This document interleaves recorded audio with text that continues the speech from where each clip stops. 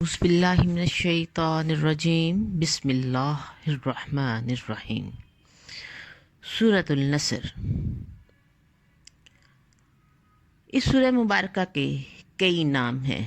اسے سورہ تودیع یعنی الوداعی سورت بھی کہا جاتا ہے، کیونکہ اس میں اس امر کی طرف اشارہ کیا گیا ہے کہ اللہ کا حبیب محمد مصطفیٰ صلی اللہ علیہ وآلہ وسلم اپنے فرائض نبوت کو بخوبی انجام دینے کے بعد اپنے رب کے حضور میں مراجعت فرما ہونے سے پہلے اپنے جان نثار غلاموں کو الوداع کہہ رہا ہے، اور اسے سورہ فتح بھی کہتے ہیں، لیکن اس کا مشہور ترین نام النصر ہے، جو کہ اس کی پہلی آیت میں ہی مذکور ہے۔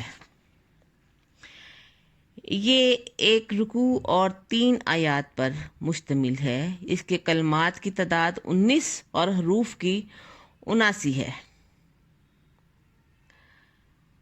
یہ فتح مکہ کے وقت نازل ہوئی تھی،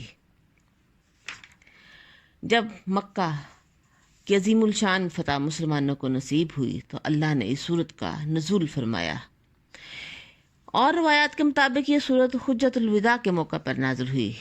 منا کا میدان، قدسی فرشتے، صفات بندوں کے پرنور چہروں اور ضیاء بار پیشانیوں کے باعث نور علی نور ہے۔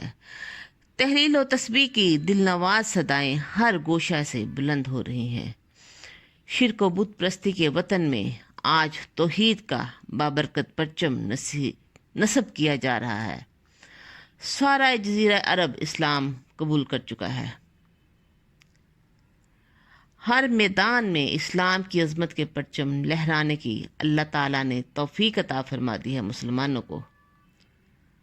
اللہ ہر حالت میں ہم ان آداب کی پابندی کی ہمت بخشے جو اس نے امت محمدیہ علیہ الصلوۃ والسلام کے لیے مقرر فرمائے۔